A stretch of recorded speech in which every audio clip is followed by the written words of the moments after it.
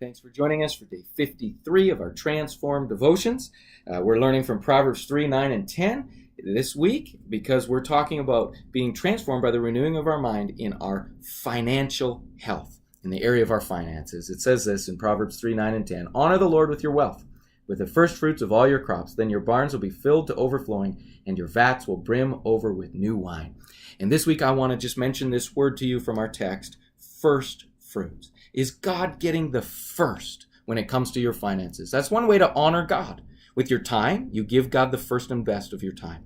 With your energy, you give God the first and best of your energy. When it comes to every area of your life, we give God the first and best, and that includes our finances. And the way we do that, biblically, is we do what's called tithing. We take 10% and we take it right off the top.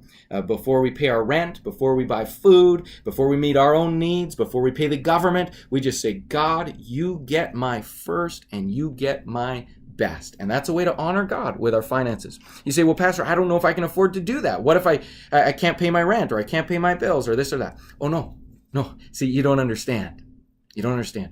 God gets it first. Then after that, you ask what you can afford to pay or do with.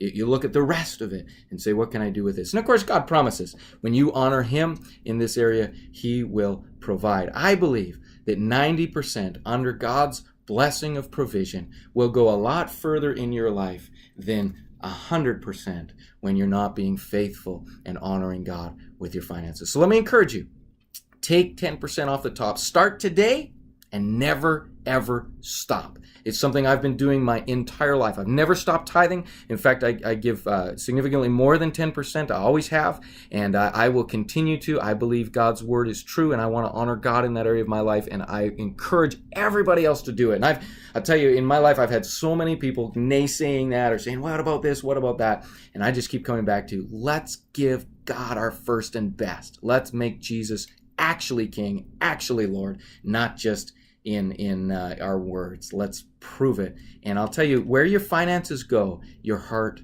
follows. Okay, where your treasure is, there your heart will be also, Jesus said.